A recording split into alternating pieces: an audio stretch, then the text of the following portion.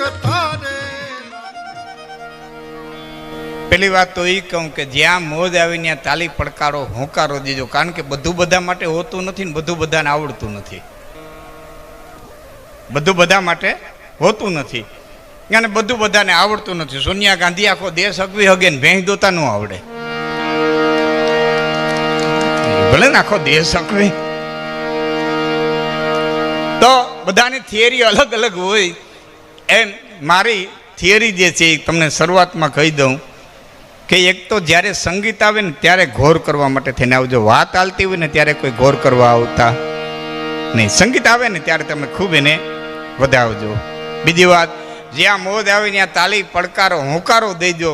નકર ઘણી વખત શું બને, એક ભાઈને પગે નાગ કરડ્યો એટલે મીંડો મરક મરક દાંત કાઢવા, તો હરફ ખીજાઈને બીજી વખત કરડ્યો તો મીંડો ખડખડ ખડખડ ખડખડ દાંત કાઢવા. એટલે હરફને એમ થયું મારી નેટમાંથી ઝેર વયું ગયું, શું થયું, અમરી જાવો જઈને બોલે દાંત ક્યાં કાઢે. ખીજાઈને ત્રીજી વખત કરડ્યો ને પછી ફૂણી ચડાવીને બેઠો કે હવે કેવા દાંત કાઢે દીકરો જોઈ લઉં. જેને પગે હરફ કરડ્યો હતો ને એને ગોઠણીથી પગ નોખો કર્યો. એ લાકડાનો હતો, પગ જ ચડાવેલો હતો. એ ફેરવીને હરફને માર્યો, હરફની ભૂડી ભૂહી નાખી. એમ અમે 5 કાળીના સૂર બાંધીને તમારા તરફથી તાલી પડકારો હોંકારો ન મળે તે અમને થાય અમારામાંથી કલા આવી ગઈ કે માણસ લાકડાનો છે, ન હલે ને ચલે ને ડોલે ને બોલે. અને આને કાંઈ લાગે નહીં, કાંઈક તો લાગવું જોઈએ ને, કાં શબ્દ લાગે, કાં સૂર લાગે, કાં સંગીત લાગે, કાં તાલ લાગે. માણસના ઝીણાને કાંઈક તો અસર થાય ને. હા, એક બે વાત મેં કીધી. ત્રીજી વાત હું આ વીડિયાવાળા ભાઈઓને કહીશ. મિત્રો, જ્યારે સંગીત આવે ને ત્યારે તમે બધા એના સીન લઈજો, બાકી તમે એક જગ્યાએ આડા ન ઉતરતા, આમ આડાવરા ન થતા. કારણ કે હારા હારાનું ધ્યાન દે બધું મારું જ જાય. કેમ મારે તમારી સામે વાતો કરવી છે ને, મારે તમારી સામે વાત કરવી છે. તમે જ અખતરો કરી લો, તમે 2 જણા વાતો કરતા હો, સરસ મજાની વાત હાલતી હોય, તમારા 2 વ્યક્તિઓની, 2 મિત્રોની, 2 ભાઈબંધોની, 2 હગાની વાત હાલતી હોય ને એમાંથી કોઈ માણા વતમાં નીકળ થાય, 1 વખત નીકળે, 2 વખત નીકળે, 3 વખત નીકળે, તમે જ કહો એ હેઠો બેહીને હું હળીયાળી કરી. અમારે એ જ પરિસ્થિતિ થાય. એટલે બહુ આડાવડા ન થાય. 2 વાત. ત્રીજું, ઘણા વર્ષો પછી હું પ્રેમગઢ આવ્યો, મને એવું જેવું તે યાદ છે. આ તો એજ્યુકેટેડ ગામ છે. વર્ષો પહેલાં હું માનું છું 90-91માં અહીં હાઈસ્કૂલ હતી કે નહીં, બરાબર ને? હા, એટલું બધું એજ્યુકેટેડ ગામ. અને એ ગામ આજે 100 વર્ષ પૂરા કરતા હોય, ભાગવતજી હોય અને એના મુખ્ય દાતાઓ. સર્વપ્રથમ એમના કેમના ગયાના નામ લઈ લઉં. ભાઈ શ્રી 5555 જેમને આપ્યા છે એવા અહીંના સમરસ ગ્રામ પંચાયતના સરપંચ. હાથી 5 લાખ બોલ્યો, 5,55,555 એમ જ બોલ્યો હતો ને. તો હમણાં તો એક ધારા ઉજાગરા છે, અમે પિતૃ હામ આવ્યા. 5,55,555 સમરસ અહીંની ગ્રામ પંચાયત છે. એના સરપંચ શ્રી માન વિરલભાઈ અરવિંદભાઈ ઠોડિયા, શ્રીમાન અરવિંદભાઈ જાદવભાઈ ઠોડિયા આપે છે. એવા 5,55,555 શ્રીમાન કિશોરભાઈ ગોવિંદભાઈ વિષ્ણાણી અને એવા 5,55,555 શ્રી રિકેનભાઈ દુર્લભજીભાઈ આગોલા અને આગોલા પરિવાર તરફથી, ઠોડિયા પરિવાર તરફથી, વિષ્ણાણી પરિવાર તરફથી અહીં આપે છે. ભગવાન જડેશ્વર મહાદેવના મંદિરના લાભાર્થે આ ખૂબ વર્ષો છો. યુવાન મિત્રોને ખાસ કે ઓછા આવતા છે કથામાં, કદાચને કથામાં ઓછા આવતા છે દિવસના, અને આવતા હોય તો એટલું બધું ધ્યાન ન આપ્યું હોય. કોરોના પહેલાં મારા ઘરે એક પેપર આવતું, અત્યારે એ પેપર તો આવે જ છે પણ બીજું કંઈક આવે. પહેલાં આવતું દિવ્ય ભાસ્કર પેપરના પહેલા પાના ઉપર મોટે મોટા અક્ષરે સમાચાર આવ્યા હતા. ફોરેનની અંદર એક પુરુષે 2 બાળકનો જન્મ દીધો. વિજ્ઞાનની સિદ્ધિ.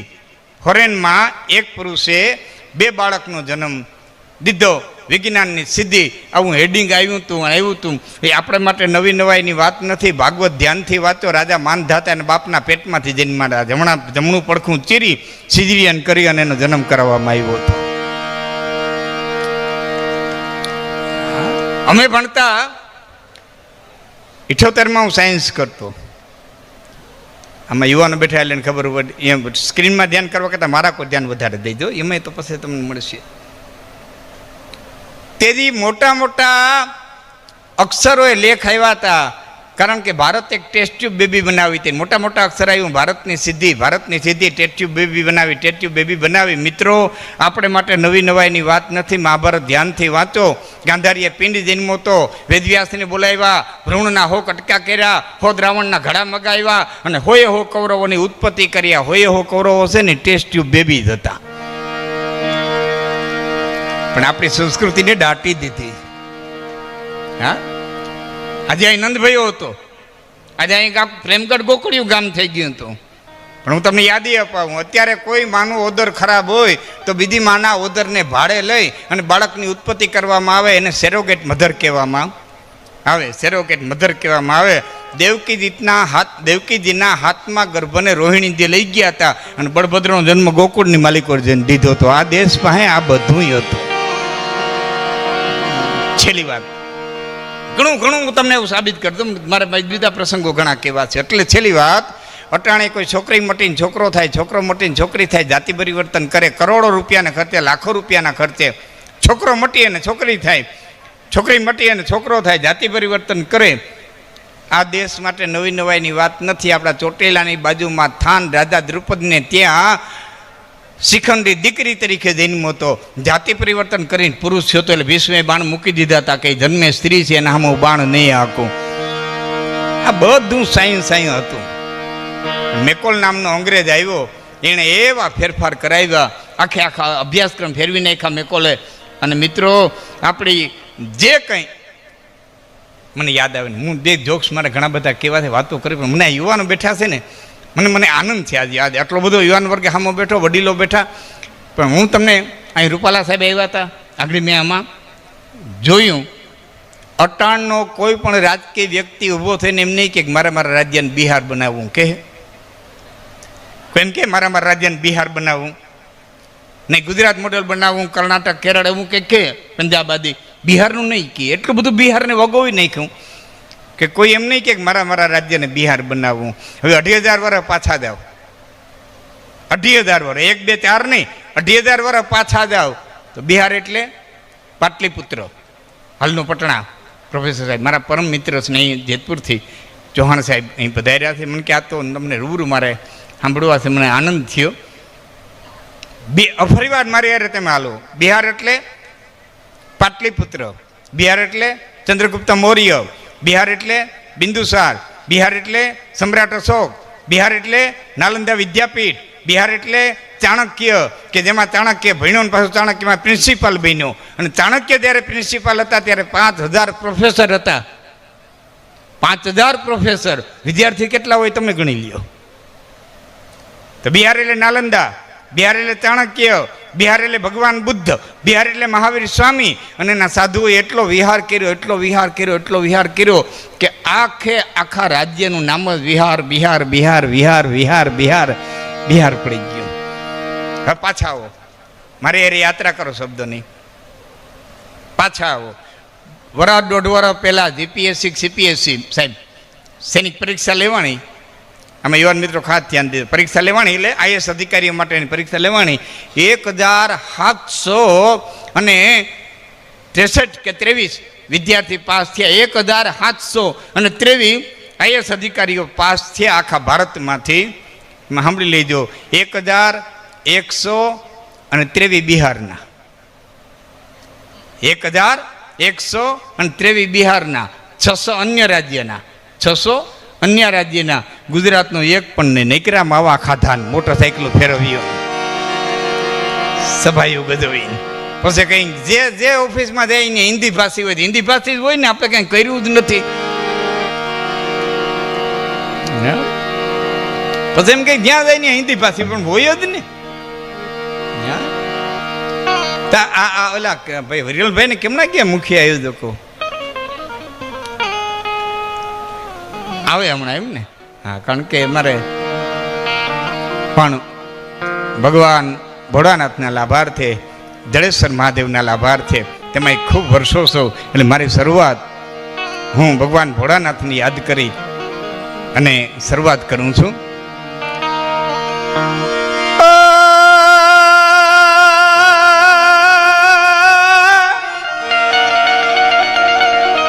જડિયો જંગલમાં વસે અને ઘોડાનો દાતાર એ તો ત્રુઠો રાવડ જામને એને હાકીન દીધો હાલા આવો શૈલ સોંગ સંજ વિશાલ જટા જો ચંદ્ર ભાલ ગંગ કી તરંગ માલ વિમલ નીર ગાજે શૈલ સોંગ સંજ વિશાલ જટા જો ચંદ્ર ભાલ ગંગ કી તરંગ માલ વિમલ નીર ગાજે लोचन त्रय लाल लाल चंदन की गोरी बाल कुमकुम सिंदूर गुलाल प्रकृति वर्षा दे मुंडन की रुंड माल विकसित हृदय विशाल सतिक जाल रुद्र माल दयाल राते ओ बम बम बम डमरू बाद नाद वेद सरस साध शंकर महाराज जाद तांडव नाचे जियो भोले महाराज जाद तांडव नाचे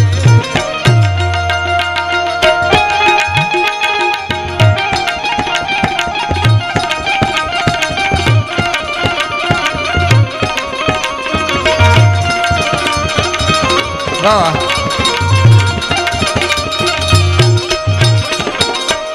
ભોળોનાથ આમ નાચે આજે નંદ ભાઈઓ તો કૃષ્ણ કેમ નાચે ठोर ते ते सहनाई सोर गंगे बद प्रणव ढोल ते ते बोले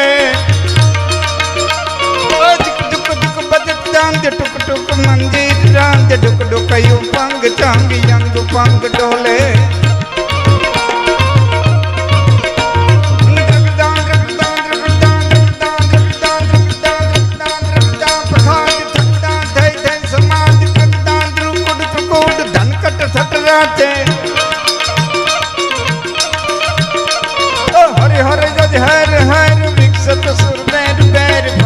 घट फेर फेर नटवर नाचे जीजो घट घट फेर फेर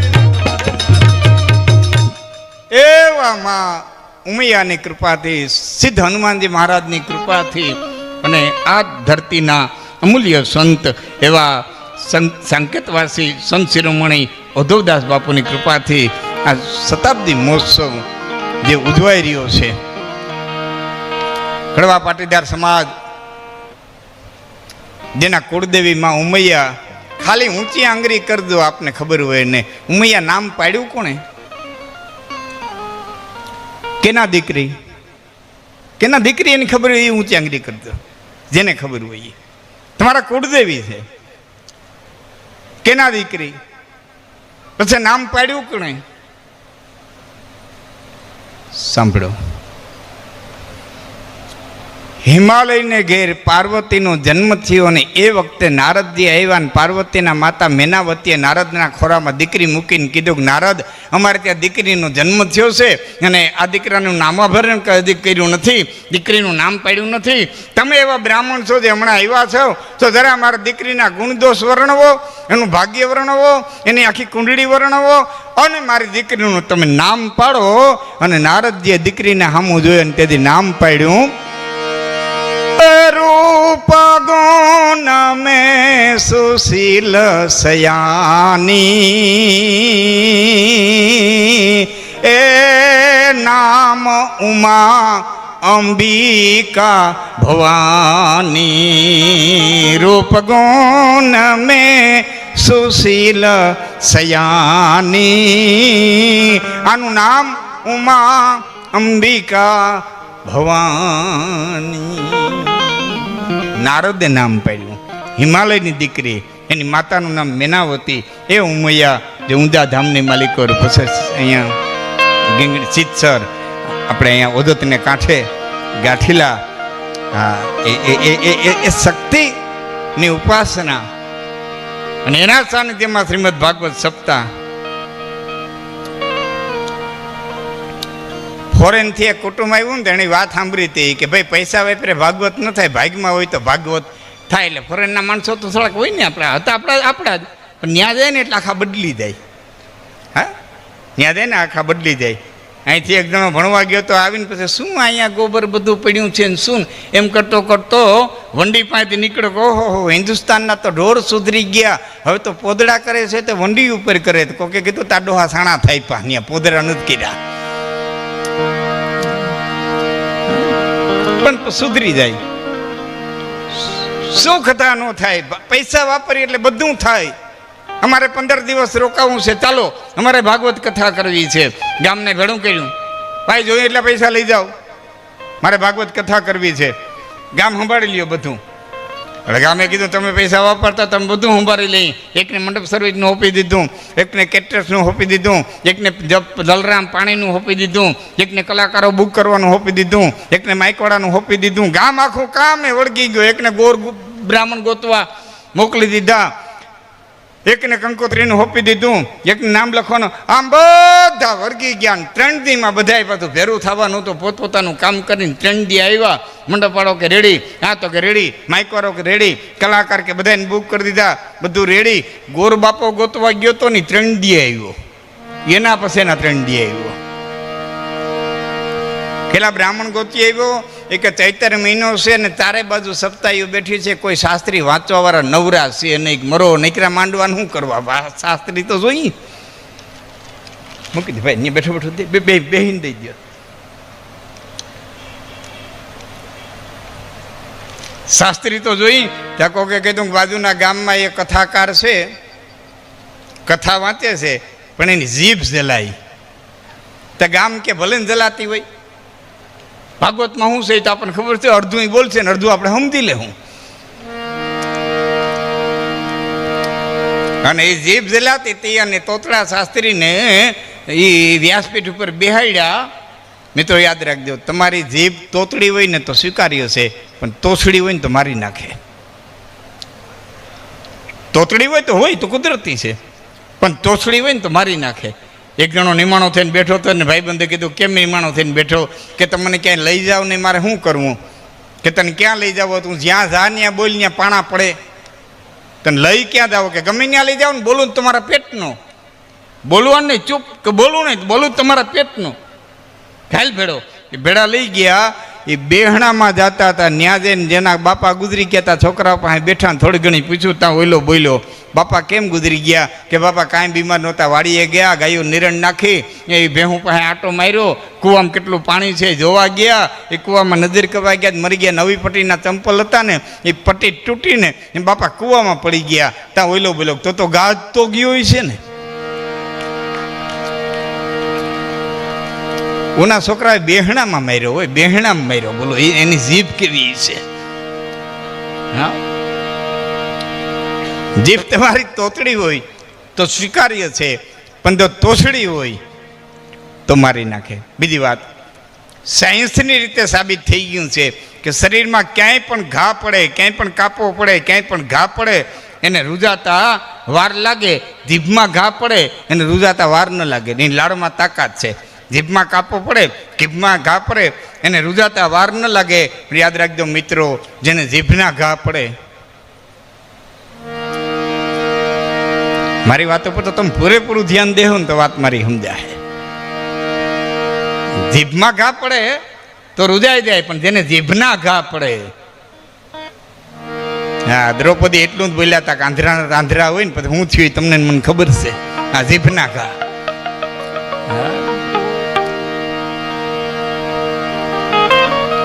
એક કવિએ છે ને મિત્રો સાંભળજો, એક કવિએ પુસ્તક બહાર પડ્યું, વેચાતું નહોતું ને એટલે જાહેરાત દીધી કે મારું પુસ્તક કોઈ વેચી આવે ને એ મિત્રો તમે તમારી વાતો જ કરશો, ઓરું ધ્યાન દેહો, અંદરો અંદર વાતો ઓછી કરજો, 1-5 મિનિટ તો મજા આવશે, મને મજા આવશે. નકર હું આગળ ગાવાનું ઉપાડી લઈને ઘડિયાળ અને વાણિયાની વ્યાજ આપણે હુતા હોય તો હાલે, સમયની જાતા વાર નહીં લાગે.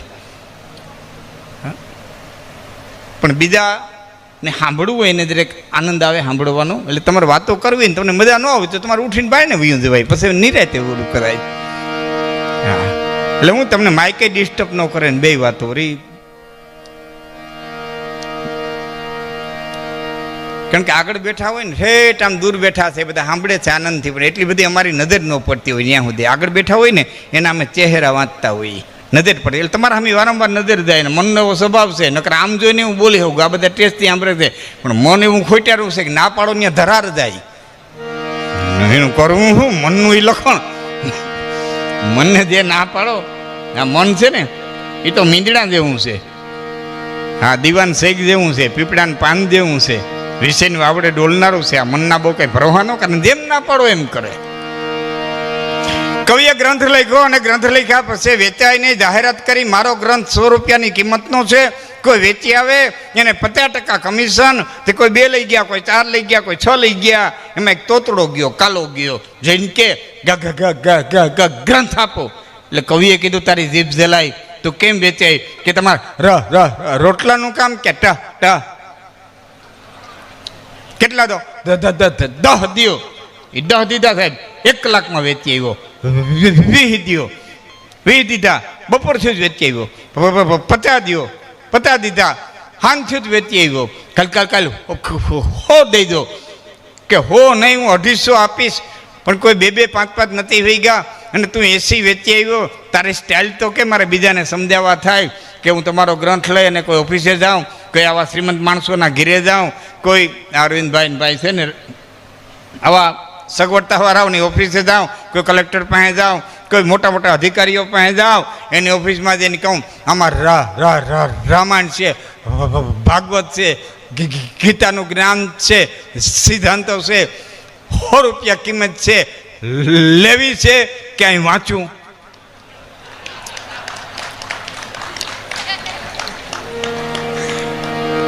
કે આનું વાંચું કેદી ખૂટે? આના કરતાં 100 રૂપિયા દઈને લઈ લેવામાં વાંધો શું છે? આનું વાંચું ખોટું કેદી ખૂટે? આંબે ત્યાં તો બોલો.